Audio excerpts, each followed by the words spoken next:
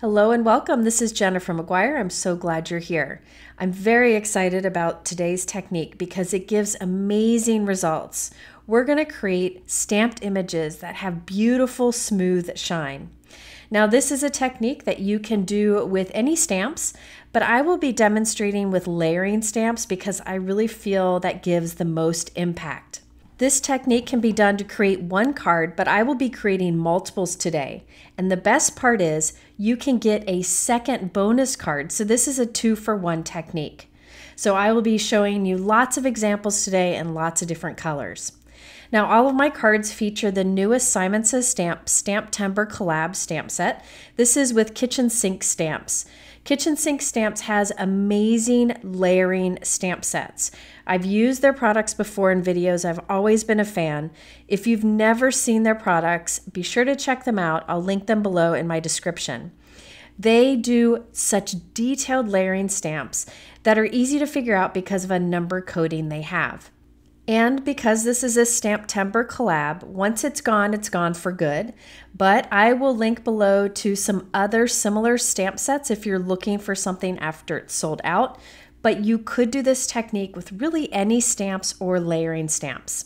Before I get started on the technique, I just wanted to stamp these out with normal ink colors on white cardstock, just so you could see the realistic look you can get with them.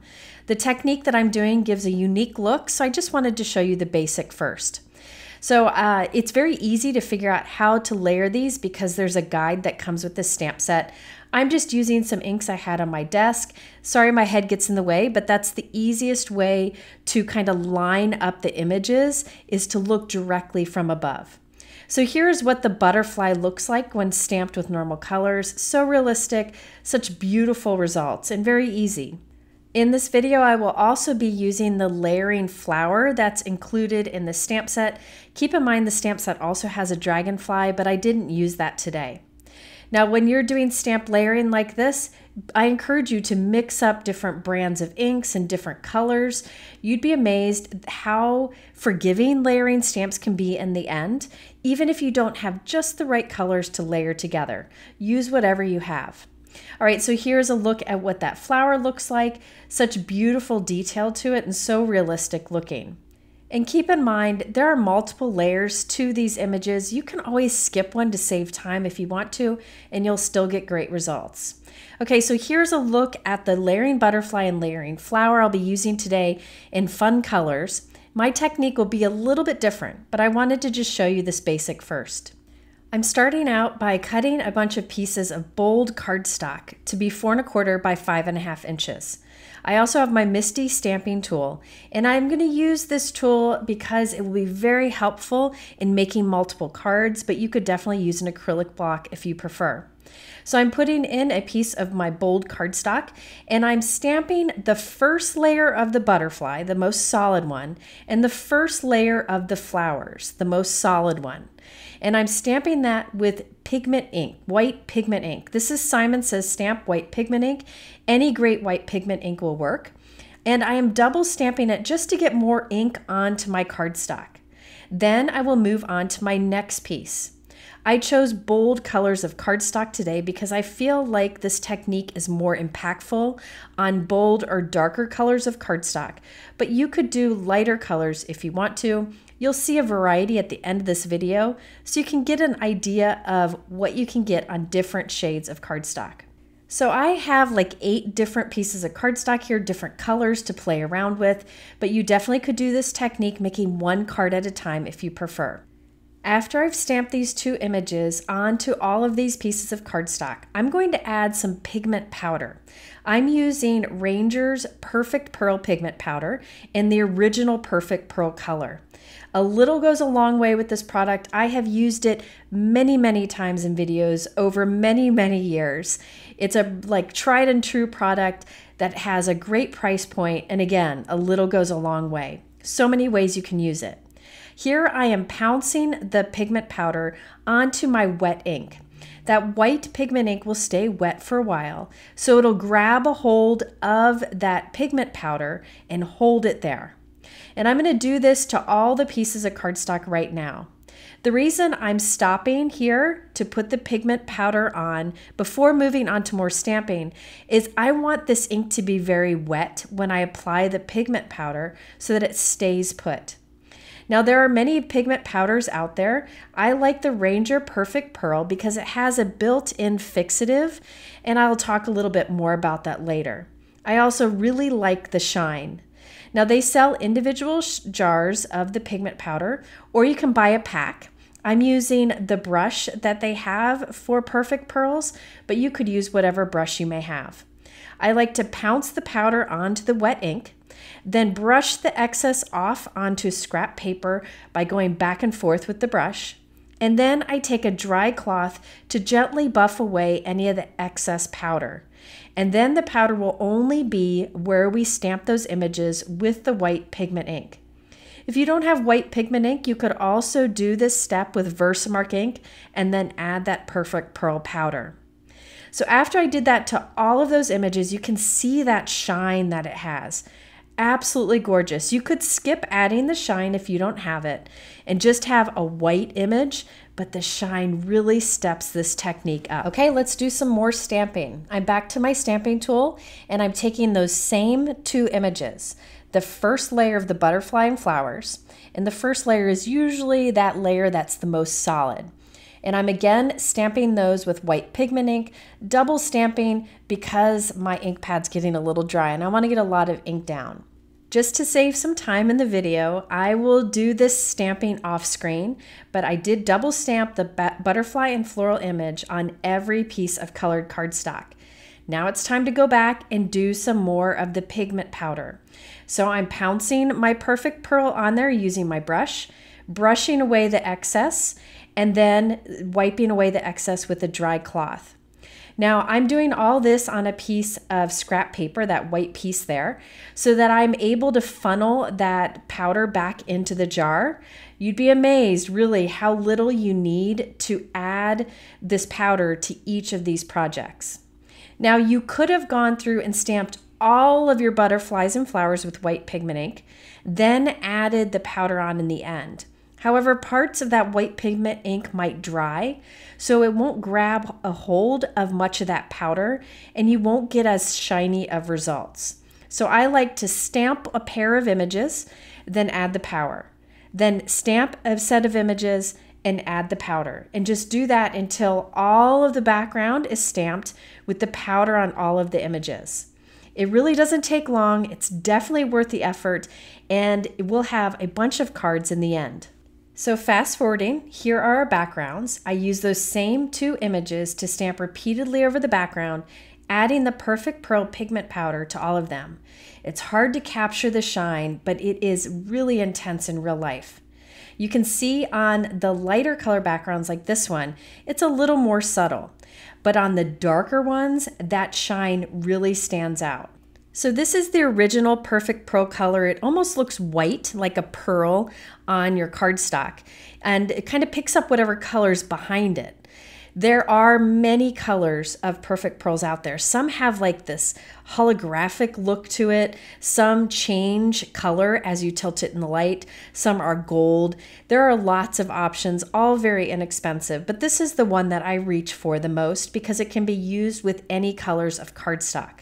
So here I'm just wiping away any of the excess powder from the front and the back of my panels, and it's time to go to the next layer of stamping. So I'm just following the guide that comes with the stamp set. It's very easy to do. It gives little notes on what parts you need to match up, like the tip of the butterfly wings or the tip of the flower. So I'm putting in my first piece of cardstock, and I have that second layer of the butterfly and the second layer of the flower image. This time I will be stamping with a dye ink on top, and I'll talk in a bit about what type of inks work for this. So this stamping will go right on top of that Perfect Pearl we put on the white pigment ink. All right, so I will ink up my stamp and then stamp it on to the images we already have. Then this is the fun part. Take another piece of cardstock. I just used white cardstock of the same size, and without re-inking your stamp, you're going to stamp all the extra ink that's on the stamp onto the white cardstock. This is called second generation stamping. It'll be a lighter image, but instead of making that ink go to waste by wiping it off with a dry cloth, you're getting that second generation. And then I'm going to repeat the process. Ink up the stamps again, stamp it onto your perfect pearl images, remove that piece, and again stamp the second generation onto your white cardstock piece. This will make it a bit darker. And look at, you have the second panel going just by using the extra ink. So let's do that again. I'm going to wipe my stamp clean, ink up my stamp with a blue ink here, stamp it onto my perfect pearl images. Then without cleaning or re-inking the stamp, I'll stamp it off, second generation, onto a white cardstock piece of the same size. Now before we repeat the process, I do like to wipe my stamp clean with a dry cloth, just so I don't get any perfect pearl pigment powder onto my ink pad. All right, so let's ink up the images, stamp them onto the first panel again, just to make that darker. Then take this out of the stamping tool, put in my white cardstock piece without re-inking, stamp the extra ink off onto the white cardstock, and we have a second panel building up. So we're doing a 2-for-1 technique. Now let's talk a little bit more about this stamping. I am choosing to use a dye ink that is the same color as my cardstock or slightly darker.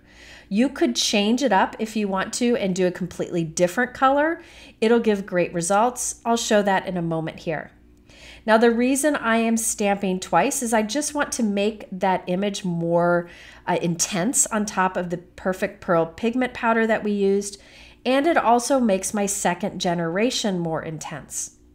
I'm using dye ink because I feel it works best in this situation. You could use distress ink. You could use pigment ink. It won't work as well, especially for the second generation, but you can definitely try whatever you have. In this case, I'm using Simon Says Stamp Pawsitively Saturated Ink because it comes in so many great colors that go nicely with the background cardstock that I chose to use.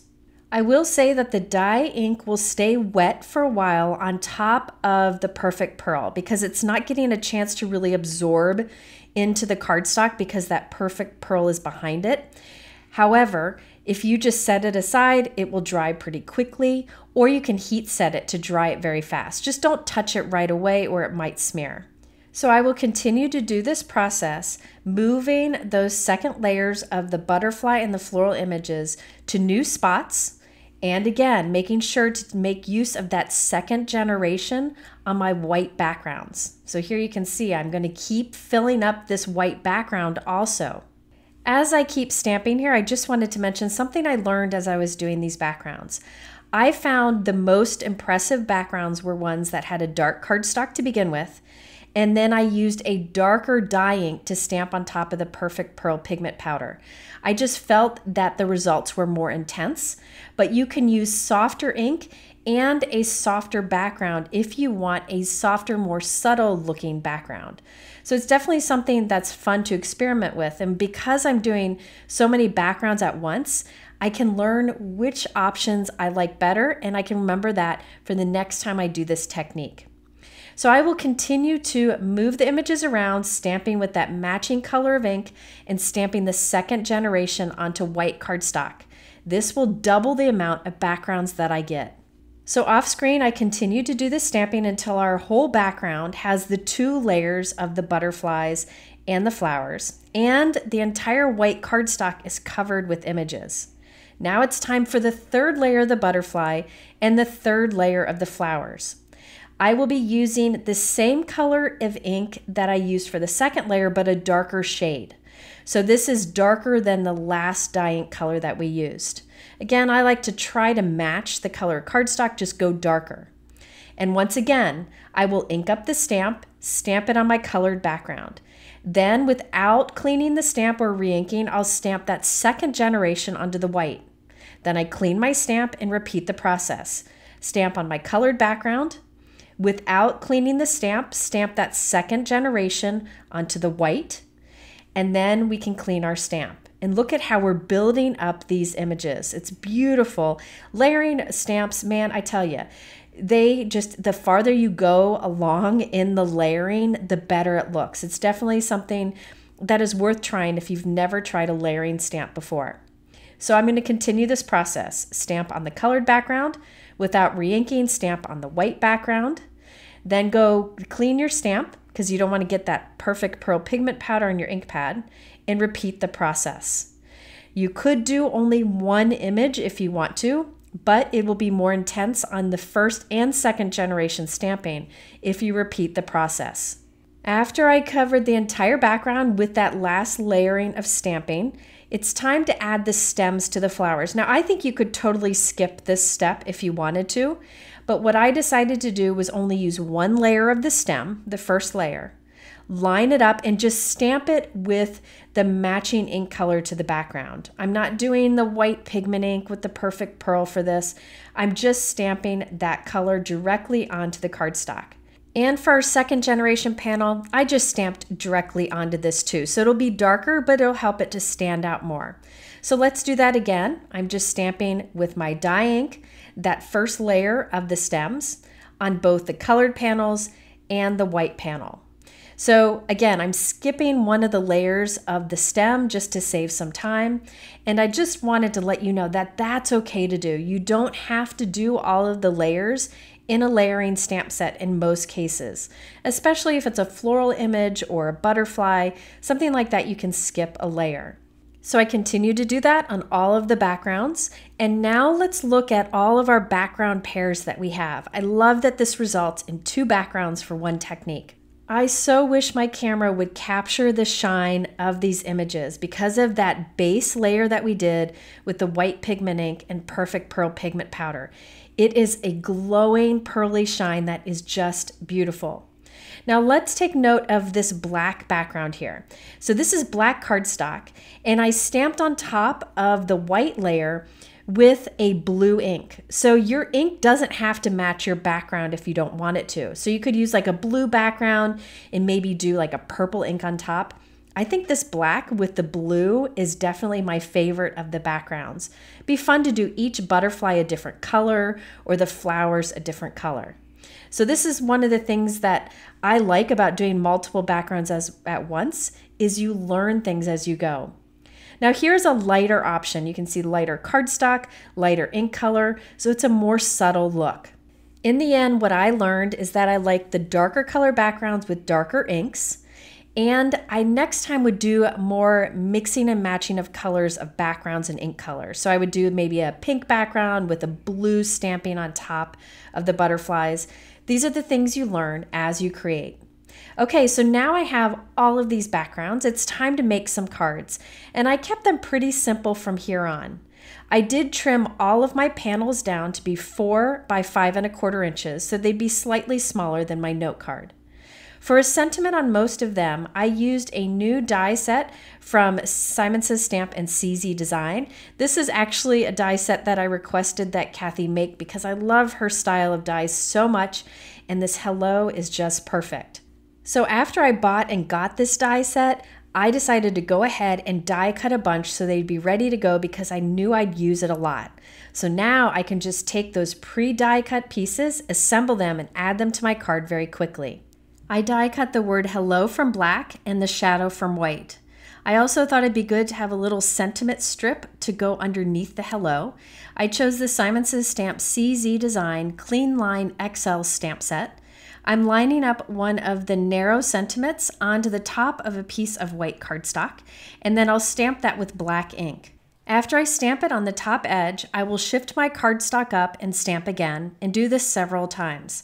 This will give me many of the same stamped image, which I can then cut into strips.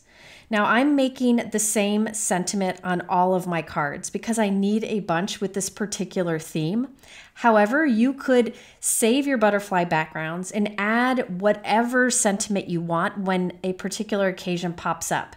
Those butterflies would be great for sympathy, birthday, thinking of you, absolutely any occasion. Again, I just needed a bunch of hello cards, so that's what I went with. So here I'm trimming down the sides of my sentiment, and now I can just cut between the sentiments to get even little sentiment strips with the sentiment already stamped. I also am cutting thin pieces of white cardstock from the scrap that I can glue behind our stamp sentiment for a bit of dimension. By the way, another option for these sentiments would be to stamp them and then use a sentiment strip die to cut them each out. To glue my layers and pieces together, I'm using Gina K Connect liquid adhesive in the Precision Glue Press. This liquid adhesive gives me a little bit of wiggle time as I place things down and get them straight, and it'll dry nice and strong so I can be sure it'll hold up when going through the mail. So I've added my hello sentiment and then the sentiment strip below it. So let's look at these completed cards. I did pretty much the same design on all of them. I trimmed those backgrounds down and add them to a 4 1/4 by 5.5 inch white note card. I added the sentiments and then also some silver glitter gemstones, just for a bit more sparkle. I hope you can see here in the light how much shine we get on those images. It is just beautiful and eye-catching in real life. And as I mentioned, my favorite of the bunch is the black with the perfect pearls on it and then the blue ink on top of that. Next time I'll do a rainbow of colors on top of the perfect pearls, and I think the result would be really fun. Now, I do think it's important to mention the fact that you're supposed to do something to set the perfect pearls. Now, the Perfect Pearl Pigment Powder has a built-in binder. When it comes in contact with the ink, it should stay there good enough. So I didn't do anything to this. When I rub my finger against it, I don't find that any is removing. However, if you want to make sure that it stays put, there are two things that you can do. One is you can do like a mist of water in the air and just wave the background through it. And that bit of moisture will help to make the perfect pearls set. The other option is to spray a fixative on it. Now, I didn't find it necessary to do either of these things, but if you want to be safe, you can use a clear fixative. And I would definitely use a clear fixative if I was using a different brand of pigment powders. However, with the Ranger, I don't think it's necessary. Now, on one of my cards, I did decide to change up the sentiment because I had it sitting there and I wanted to put it to good use. This is the Simon Says Stamp Retro Wishes stamp set. I really like the sentiments in here. And there is a coordinating die set that will cut those sentiments out. So on this blue one, I silver heat embossed Thinking of You on white cardstock and used that coordinating die. I had actually had that piece left over from a different project. It was sitting on my desk and I thought I would add it to this card. Just showing you that you really could add any sentiment on here, either stamped or die cut, and the background will work with any themed card. Okay, next I still have all those second generation stamping panels, the ones on white cardstock. So let's turn those into cards. Now, if you remember correctly, I didn't do the first layer of the butterfly or the first layer of the flowers on these.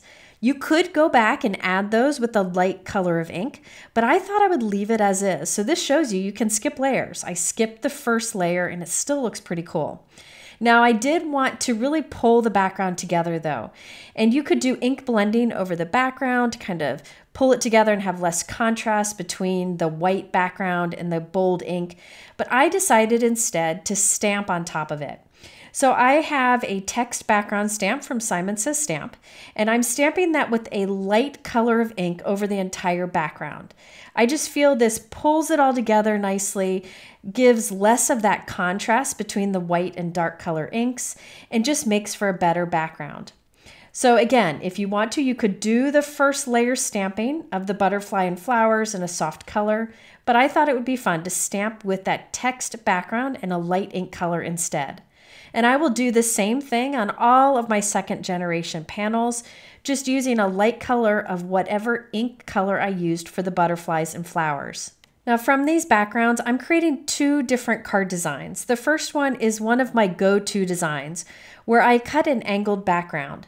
So using my trimmer, I'm just cutting a random angle, just eyeballing it here towards the top of my panel. The little piece I cut off the top, I can save for another project.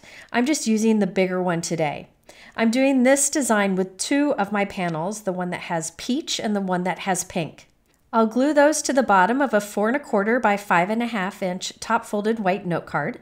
And then right above that angled edge, I will put a line of glue and then a scrap of colored cardstock that matches my stamping.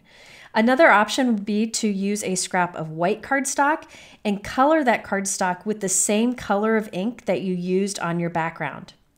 I then will do another line of liquid adhesive and then lay a thin strip of silver matte cardstock on top.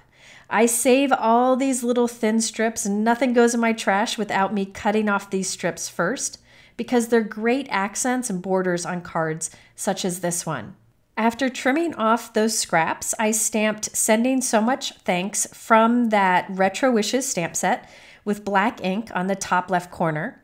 And then I also added more of those silver glitter gemstones to the background. So you can see how I was able to use my second generation stamping from the other technique to create these bonus backgrounds, and they look beautiful. And remember, I skipped the first layer and it still looks cool. So definitely try experimenting with skipping different layers of stamp layering sets to get different looks.